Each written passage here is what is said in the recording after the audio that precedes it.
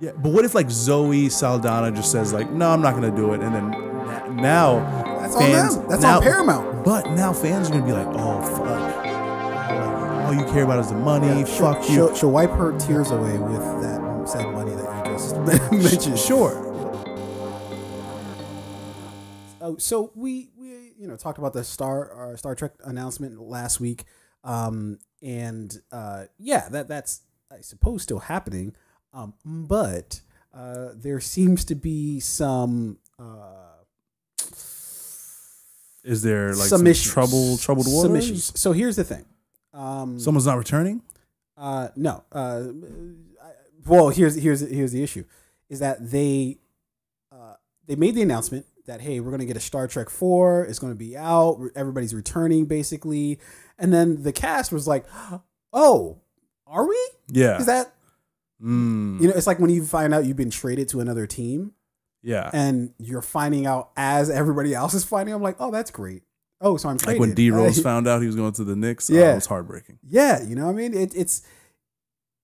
I still don't understand how you can have something this high profile and then not make sure everybody is fully aware of what the scenario is. Obviously, that happens for a majority of movies, but every now and then you'll have a movie or a show or something like that it's like something is announced for it, and the person who's involved is like, say word. Yeah. I remember that happened with Anthony Mackie with the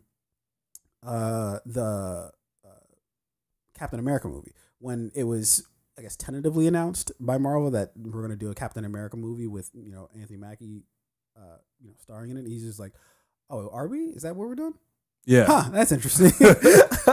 Shit, it happened to Brian Flores recently. Remember the Miami Dolphins ex-coach? Yeah. When Bill Belichick texted him like, hey, congratulations. He's like, word? He was like, word? I got the job? I didn't even get the interview yet.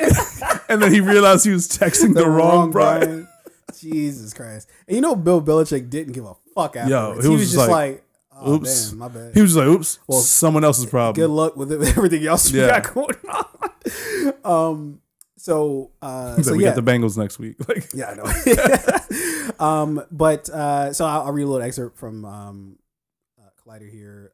And I hate reading articles that are based on other articles, so I got to start doing a better job with cheap finding journalism. The original article. But the Hollywood Reporter has revealed, according to their sources, said stars, including the likes of Zachary Quinto, Chris Pine, Simon Pegg, Zoe Saldana, and John Cho, were none the wiser about the new installment. According to THR, most, if not all, teams for the franchise's primary players were not aware that an announcement for another film was coming, much less that their client would be touted as part of the deal, and certainly not that their client would be shooting a movie by year's end.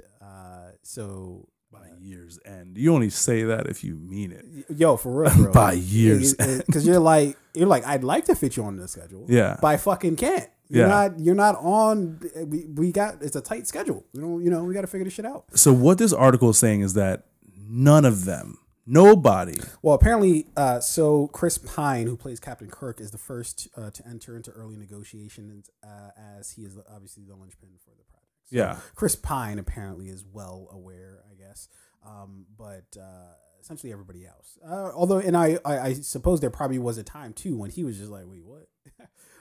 So maybe they just started negotiating with him. Yeah. But you know what?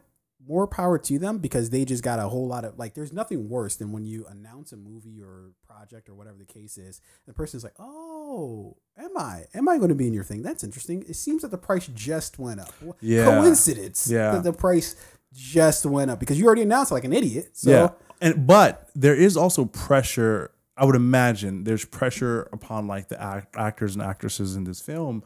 Now that like there's already like some fan buzz circulating around there, right? And people are maybe like saying, "Oh, yeah, we'd love to see this." Is there pressure to like is there pressure to make the deal? I can turn off Twitter. Yeah, but what if like Zoe Saldana just says like, "No, I'm not going to do it," and then now that's fans, on them. That's on Paramount. But now fans are going to be like, "Oh, oh, like all you care about is the money. Fuck you. She'll wipe her tears away with that said money that you just mentioned. Sure, but like there will be like some of the fans are gonna turn on you though, right? Some of the fans turn on you, period, right? So there's some people who fucking hated the fact that they did this reboot and hate everything about it and wish that it would just go be dead and gone, right? So it's I feel like at some point as an artist, you have to stop giving a fuck what everybody else thinks. You just have to do. I feel like that's why you see so many movies that you see people starring and you're just like, wait, what? Yeah, I mean, Dwayne Johnson, I think it was earlier or mid to late 2021, it was announced that he had declined Vin Diesel's offer to return to like Fast 10. Yeah, he's just like, I don't care. I'm not returning to your franchise. I'm sorry, dude. And I think in that same situation, Vin announced, like, I think he like said it was going to happen before. I think he announced Fast 10 or Fast and Furious 10, but he didn't, but he was asking The Rock, hey, you know, and he's trying to use his kid, I guess, as a fucking bargaining chip. Like, you need their uncle back. And Rock was like, yeah, you're a piece of shit. I'm not doing that. Yeah. Yo, you know how much you have to hate someone? But I do think this might be a work. This might be because imagine how fucking crazy that would be, right? This entire time, The Rock's like, man, fuck you, fuck you, fuck you. And then, you know, we go 4 weeks after it's been out because I'm not seeing that on fucking opening night. Because why would I? And then they announce it, yeah. Not even that they announce it. You go into the theater, you sit down, you know, you're eating your fucking candy and shit, and about 4 hours into Vin Diesel talking about family, you just see The Rock just come out of nowhere. Yeah. You know what I mean? So as much as that would be so cool to see, The Rock is too. I wouldn't say that. I think he is a little bit too like cocky, a little bit too arrogant to not want to have been included in all of the marketing and all of the press and PR. No, but you around see, this film. But you see, it's like but The Rock is familiar with this because of wrestling, right? That's what they would always do with wrestling. I remember it was sometime in like 2021 or 2022, or I'm sorry, not 2021, 2001 or 2002, that The Rock, and I think this was sometime around 9/11 because I remember The Rock was around for that. But he'd been gone for a while, right? And he was actually just when he was starting with Hollywood and shit. And then Stone Cold just was like, yeah, I'm not doing this anymore. And he just dipped out of the company, and they were scrambling. Well, who else are we going to have to come back? And then without any warning, all you hear is, if you smell, and then The Rock comes down to the ring and everybody's losing their fucking mind. And like nobody knew that was going to happen. Right. So I feel like he's good with it, and he knows it's well worth the pop, you know, as they call it, when the crowd goes crazy. That was a different Rock though. That was a it was the beginnings of Hollywood. That's when he was a stone or a pebble.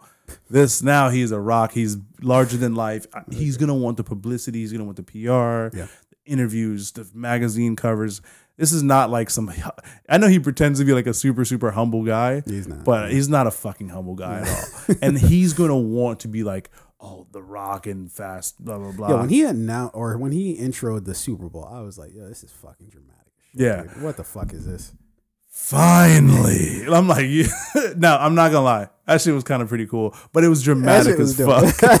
It was like when they had Michael Buffer there. Like I was like, come on, dude. Like, Michael Buffer. But they should low key. They need to do that every single fucking time. That shit was live. I was into it. Yeah, that shit was pretty dope. And like, he's a fucking great announcer. He's a great showman, and I give him that. I don't know how they top that. Not next year. They're gonna have like Bruce Buffer and Michael Buffer, and they have to like fuse and then maybe that'll top it.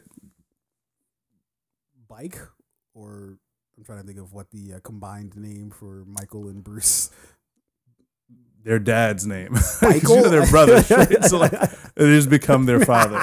Yikes. Start drinking too much. Grabbing the switch from the back. Yeah. Like, just like your mother. Jesus. Like, wait. That's how he fused into that. We're getting tremendously off track here. Okay, anyways, so Star Trek 4. So basically nobody knew what the fuck was happening, and then they announced it. Whoops. So that'll be interesting to see how that all sort of plays out, because I assume that now they're going to have to pay a little bit more because people are like, oh, okay, that's interesting. We already announced this. Okay, that's interesting. Well, you know, this is what I want. Yeah. But